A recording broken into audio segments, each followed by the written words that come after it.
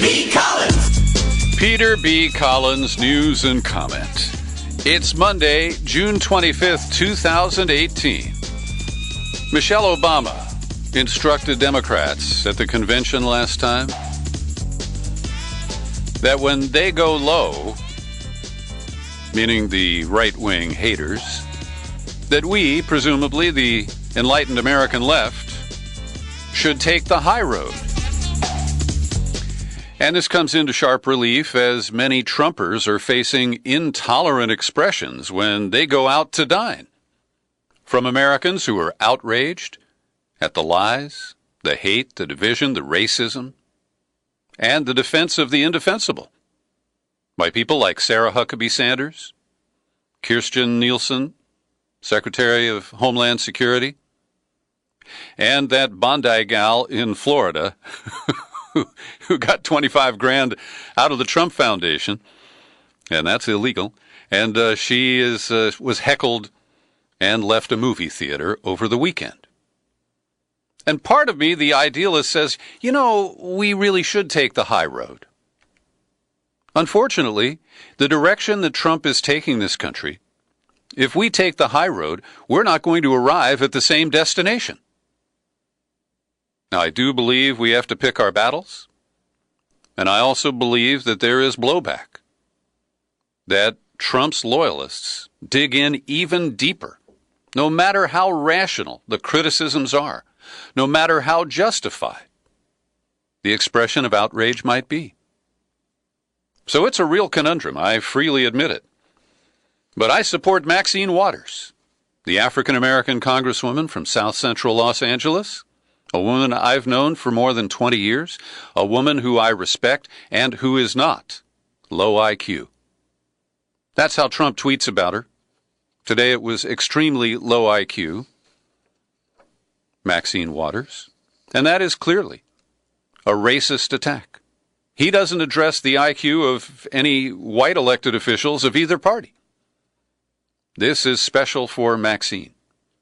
And what she did is, at an event over the weekend, she said that she believes that if you see anybody from that cabinet in a restaurant, in a department store, at a gas station, you get out and you create a crowd and you push back on them and you tell them that they're not welcome anymore anywhere. Now, Nancy Pelosi didn't address Maxine directly, but she issued a statement saying that she thinks that we want to be civil from sea to shining sea. And Trump, of course, went low. He attacked the Red Hen restaurant in suburban Washington that asked Sarah Huckabee Sanders and her party to leave the other night. And then he attacked Maxine. And so, is this a matter of fighting fire with fire? Is it simply pent-up frustration and we're not going to take it anymore?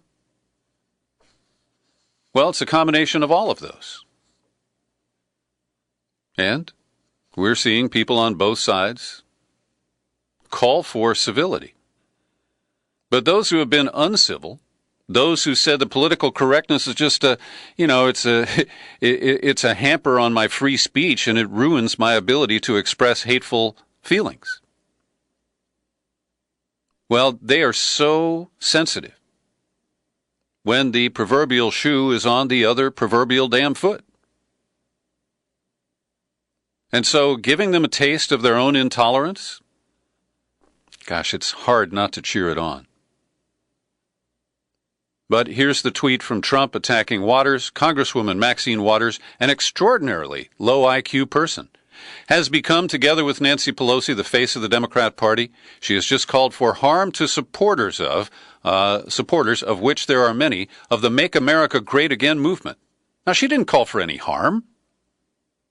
She called for people to confront them, to tell them off, to use their free speech rights. And then Trump leaves the final comment here. Be careful what you wish for, Max. And, unfortunately, the mob mentality that Trump promotes. He was in front of a mob in Duluth, Minnesota just last week. They believe that their mob is a righteous mob, a Christian mob, an American mob, a white mob. They feel that they're members of the correct mob and that they're entitled to criticize people who they characterize as a mob when that mob isn't chanting something they want to hear. I heard Rush Limbaugh this morning defending all of Trump's people from these dangerous, angry liberals who are so filled with hate. And it's just the opposite. It is a reaction to the amoral, hateful behavior that we see playing out every goddamn day.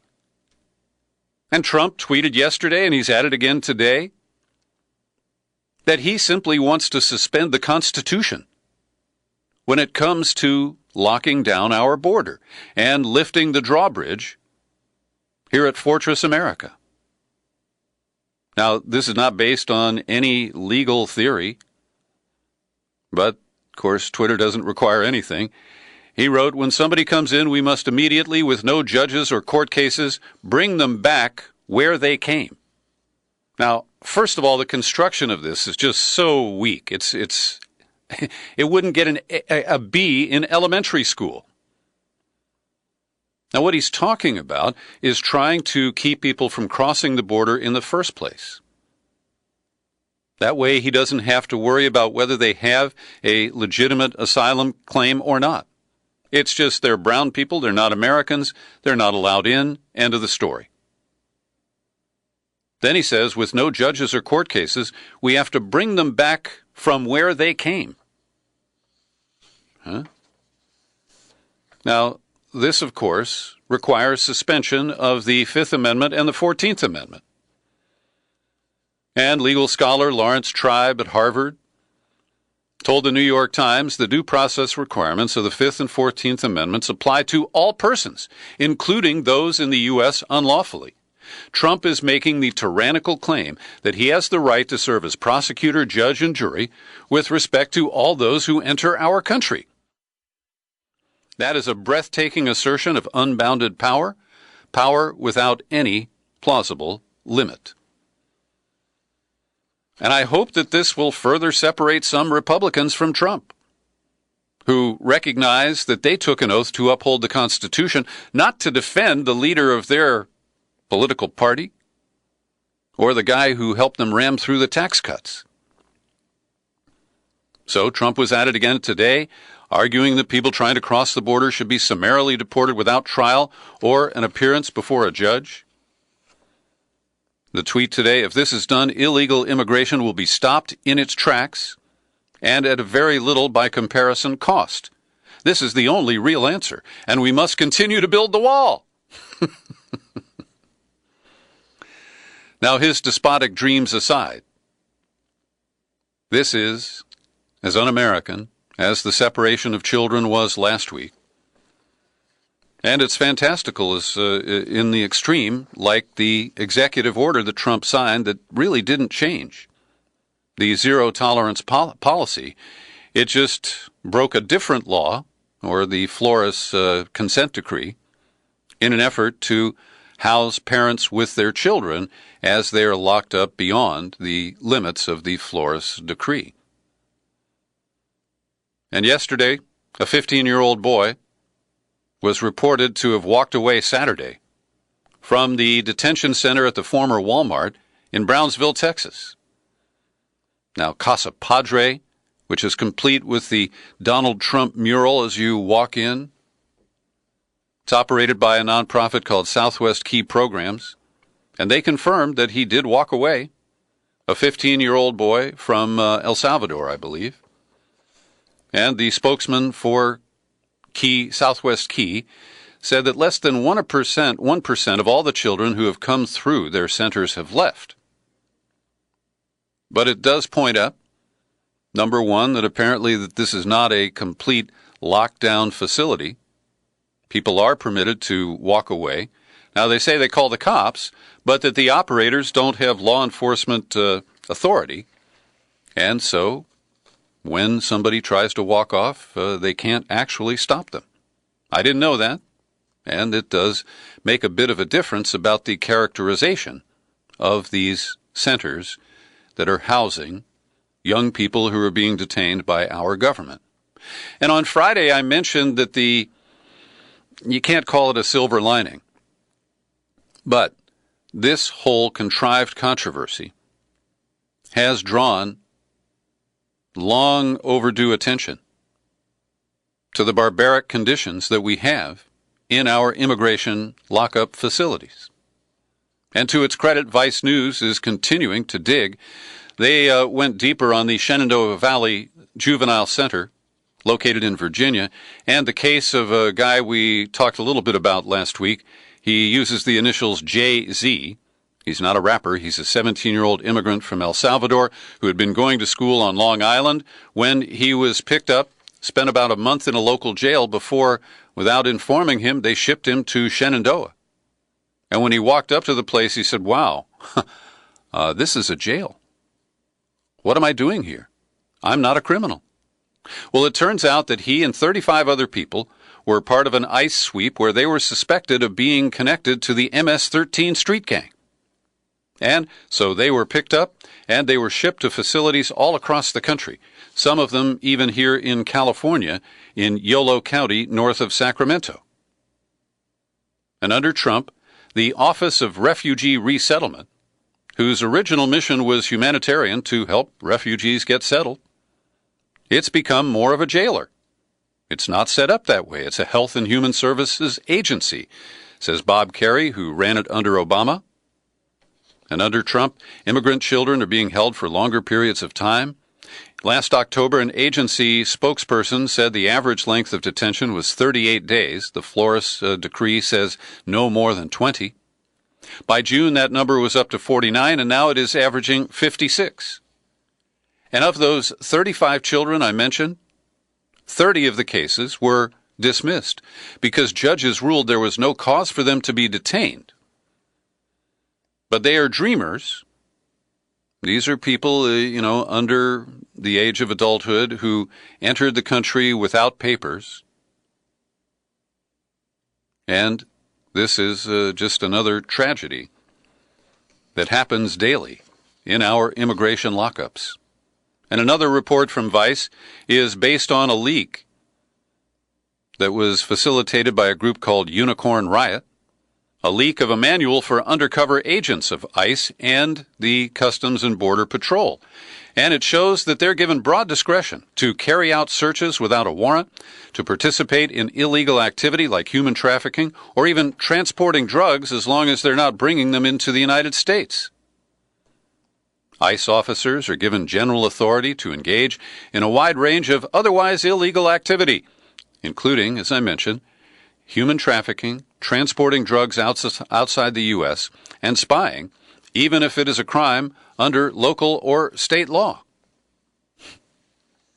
And this shows the kind of authority that has been given to them and the impunity with which they generally operate. There's an uproar here in the Bay Area as we learned on Friday that the Trump administration is examining a decommissioned naval weapons station in Concord, California. It's alongside Sassoon Bay, as a place to park as many as 47,000 people. And on Friday, I shared with you a clip from my interview in December 2016 with the editor of the photo book, Un-American, about the Japanese internment camps. Some were here in California during World War II. And I'm grateful to Congressman Mark DeSaulnier. He's a decent guy. He said the Trump administration needs to take a time out. This is no way to effectuate intelligent immigration policy, including for those seeking asylum. This is absolute madness, and I oppose it wholeheartedly. Good for you, Congressman. And Trump continues to lie and create false impressions and perceptions. One of them has to do with the number of immigration judges that we have right now and the backlog of cases. That's one of the reasons that Trump said, don't let them into the courts to begin with, just deport them. Well, he claims that there are thousands of immigration judges already, and that Congress wants to hire many thousands more. Here's a tweet. Hiring many thousands of judges and going through a long and complicated legal process is not the way to go. Will always be dysfunctional. Dysfunctional's misspelled, Donnie. People must simply be stopped at the border and told they cannot come into the U.S. illegally. Children brought back to their country. That's his solution, because he's like smart, if not brilliant. Well, currently we have 334 immigration judges, and only something like 125 of them are assigned to cases that arise at the border. Now, there are various bills in Congress that would increase the number from 334 to 384 to Ted Cruz wants 375 more judges, which would take us to 859. But none of the proposed numbers get anywhere near 1,000, much less thousands and thousands. And over the weekend, my San Francisco Chronicle had a decent article on the front page challenging Trump's lies about MS-13. But they understated, in my view, the real truth and the way he mischaracterizes MS-13 and suggests, as Greg Palast and I discussed in our in-depth interview last week, that this LA-based street gang can be deported into non-existence here in this country. It's just pure bullshit. And he gets away with it on a daily basis because he works the low road. And it creates this conundrum that we face. It's not easy, friends. I freely admit that. Great op-ed in The Guardian today from Zephyr Teachout. She's running for Attorney General of the state of New York, and she flatly states that immigration and customs enforcement should be abolished. Now, I agree with this as a goal, as an objective. And I would wholeheartedly support any politician who moves in this direction, to sharply reform ICE or to eliminate it. But I hear people slamming Bernie Sanders because he's not on board with total dismantlement of ICE. And let's be realistic here. Zephyr Teachout makes a great case. I've linked to this op-ed. I hope you'll read it. She makes it very clear that ICE is a recent invention, came from the George W. Bush administration when they combined everything into this unwieldy department, Homeland Security, with the bad name. But there will always be some sort of enforcement arm, whether we call it ICE or not. And I think we've got to be realistic about that and not try to force politicians into an extreme position that could lead them to lose elections in the future. So, on an ideological basis, I fully support Zephyr Teachout's call to eliminate ICE, and at the same time, I recognize the reality that we cannot piss all over politicians who generally support a progressive approach because they are cautious about getting into the trap that I just described. Every day I pause for a second to thank the people who support my work here at the Peter B. Collins Podcast with your subscriptions. And over the weekend, we got a new sign-up from Paul Karsh. Welcome, Paul. And I'm sorry to report that 2 people canceled their subscriptions over the weekend. That's how it goes. And the way forward is not to make people feel bad about canceling. That happens. You have your reasons, and I don't question that. The way forward is to get more subscribers, right? And that means you. You've been freeloading on the Peter B. Collins Podcast? You got money in the bank and you could afford to kick in $5 a month? Well, I'm not going to try to shame you. I just want to persuade you. Come on over to peterbcollins.com and join great people like Susan Lewis, Alice Carlson, Terry Paris, and Steve, turn the page, Wozenski. They're all staunch supporters, and I hope you'll join them. At peterbcollins.com, find the menu tab, pull it down, click on Become a Subscriber. You land on the sign-up page, and boom, in minutes you can select a level of subscription that's comfortable for you. You can always avoid PayPal and communicate by the U.S. mail. My address is Box 150-660, San Rafael, California, 94915. That's Box 150-660, San Rafael 94915. And have you heard about our latest bonus gift offering? John Dist has contributed copies of his powerful new CD called American University. It's a theme collection of songs about JFK and his assassination and the cover-up of it. I highly recommend it. I'd love to send a copy to you. All you have to do is take out a new annual subscription for $50 and give me a mailing address in the continental U.S. and John Dist, spelled D-I-S-S-E-D, by the way. John Dist's CD will be on its way to you. And my subscribers get first crack at today's fresh, in-depth interview. It took me a couple of weeks, but I caught up with Pepe Escobar. He's in Bangkok these days. And boy, did he have a lot to tell us about the SCO, for example. That's a meeting that you didn't hear anything about because it was ignored by the corporate media. And it occurred about the time that Trump was crapping all over the people at the G7 summit in Quebec and on his way for the Singapore summit. So it got squeezed out of the news. But the SCO is a new alliance that has been growing that includes China, Russia, Pakistan, India. And these growing alliances that exclude the United States, put together with Trump's isolationism and the way he is punching nominal allies in the eye with trade wars and other insults, it's leading to the isolation of the United States and a more rapid decline in the empire. Here's an excerpt from my wide-ranging conversation with Pepe Escobar. Enormous stuff is happening. Like, for instance, you evoked the G7, which was not the most important meeting at that particular weekend. I wrote about it comparing both summits, what happened at the G7 and what happened at the summit of the Shanghai Cooperation Organization, SCO. In the SCO meeting, we had Putin and Xi meeting. I think it was their 25th meeting for the past 3 years. They meet regularly all the time to discuss what is now avowed on the record for the first time, if I'm not mistaken, in the past few days, a strategic relationship. Mm-hmm. They used to call it a comprehensive relationship between Russia and China.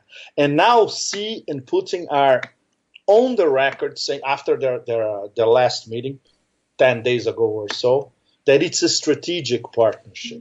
So this is enormous, because this means that when I used to talk about this in some of my columns, I was being accused of manufacturing something. No, I said, look, it is a de facto strategic partnership, but there is no official reconnaissance. Now there is.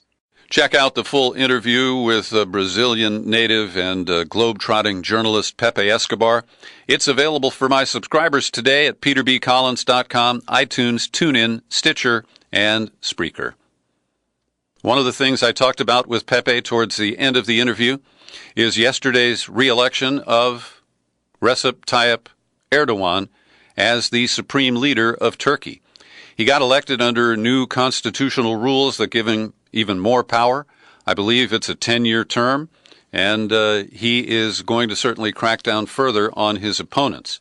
And Pepe had a lot of comments about Turkey's shift away from the U.S. and NATO orbit and into the Russian orbit, with also a focus more on Eurasia than on the European Union. And we talked about quite a bit more the summit in Singapore, the optics of Kim Jong-un and Donald Trump, and, of course, a whole range of issues, too many to summarize here. But definitely check out the new interview with Pepe Escobar. John Oliver is the comic I watch on HBO every Sunday night, and a few weeks ago, he went after Xi Jinping, who is now the leader for life in China. They lifted the term limits there. And on the show, I remember he made fun of him for something related to Winnie the Pooh, censoring Winnie the Pooh. And as a result, the entire HBO channel has been blocked in Asia. Now, curiously, John Oliver's show was not fed to Asia, but it was available through HBO.com, and now that is completely blocked in retaliation for Oliver's comments. Jared Kushner, the crown prince of the Trump administration, is over in Israel trying to negotiate some sort of a deal. I can't call it a peace deal because it's a cram down.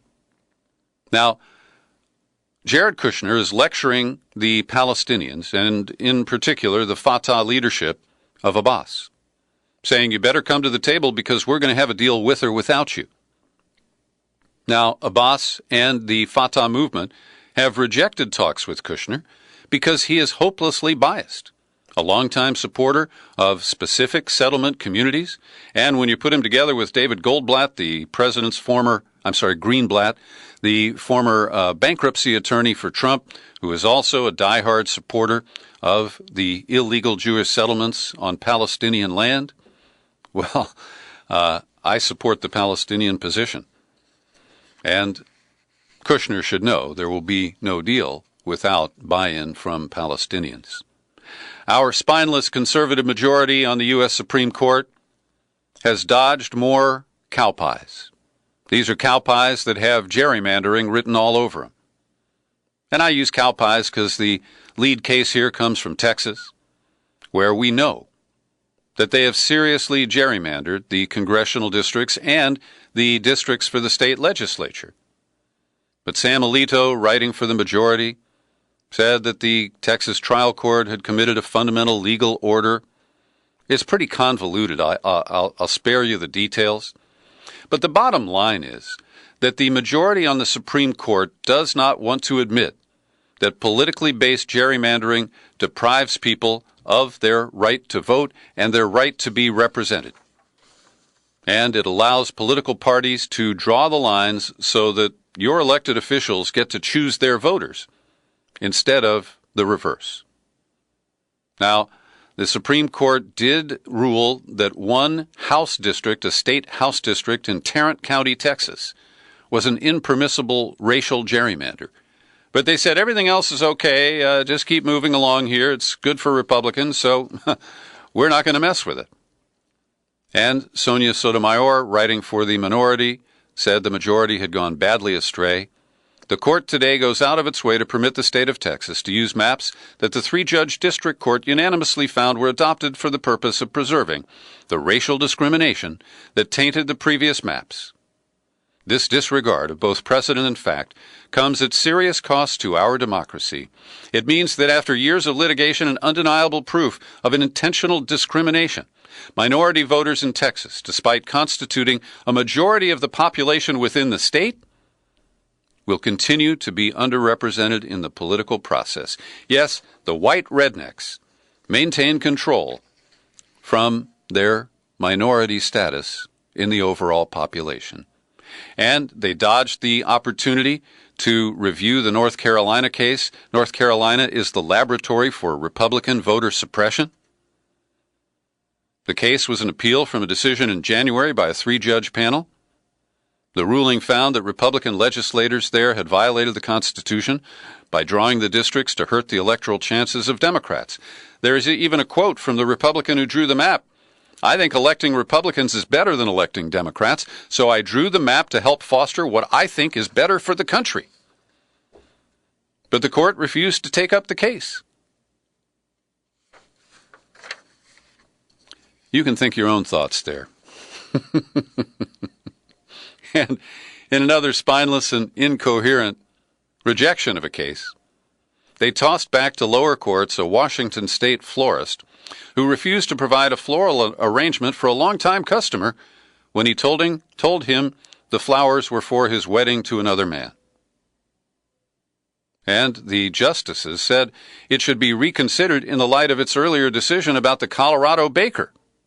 Only that decision was written to be specific only to that case. It was intentionally not precedent-setting. And the court says, look at that precedent that we didn't set and figure it out. It's outrageous. And this kind of selective deference to claimed religious beliefs in the execution of commercial business entities is simply it is simply irrational and unacceptable. And it's what passes for jurisprudence from our top court. And here's another insult based on this kind of assertion of religious freedom. A woman in Arizona Nicole Arteaga was told by her doctor that the 9-week pregnancy in her belly had ended because there was no fetal heartbeat. Her baby was dead in her uterus, and she could either undergo a surgical abortion or she could take Plan B, misoprostol. So she opted for the prescription. The doctor wrote a script. She took it to the pharmacy, and she said when she went to pick it up, the pharmacist refused to give it to her. I stood at the mercy of this pharmacist explaining my situation in front of my 7-year-old and 5 customers standing behind, only to be denied because of his ethical beliefs. I get it. We all have beliefs. But what he failed to understand is this isn't the situation I had hoped for. This isn't something I wanted. She's saying it's not an abortion. This is something I have zero control over.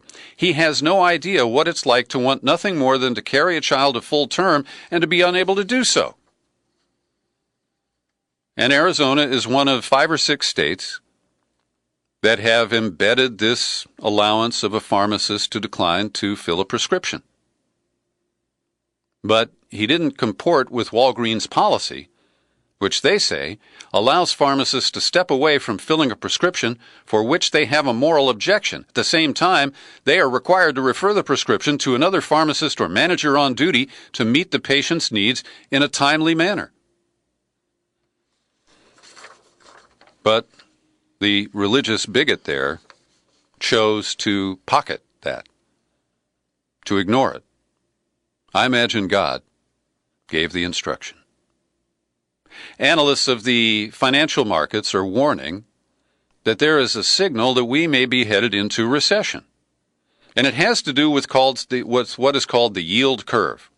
And simply put, it's the difference between interest rates on short-term U.S. government bonds and long-term Treasury notes, the 10-year. And right now, they are trending very close together because the Federal Reserve has been raising short-term rates and the yield curve has been flattening. And historically, when the yield curve becomes inverted, it is a powerful signal of recessions. Every recession of the past 60 years has been preceded by an inverted yield curve. You've been warned. Move to cash, move to bonds. Finally today, good news from the FDA. The Food and Drug Administration approved the very first drug derived from cannabis. It'll be used to treat 2 rare and severe forms of childhood epilepsy. The new drug is called Epidiolex, an oral solution containing highly purified cannabidol, or CBD, which is one of the scores of chemicals in the cannabis plant. It's approved for patients aged 2 and older, and it has a trace element or trace level of THC, but does not produce any euphoric effects. Thanks for listening to this daily news and comment podcast. I hope you'll share it far and wide, and you can find it on YouTube. I'm your humble host, Peter B. Collins. Happy trails to you until we meet again. Happy trails to you. Keep smiling.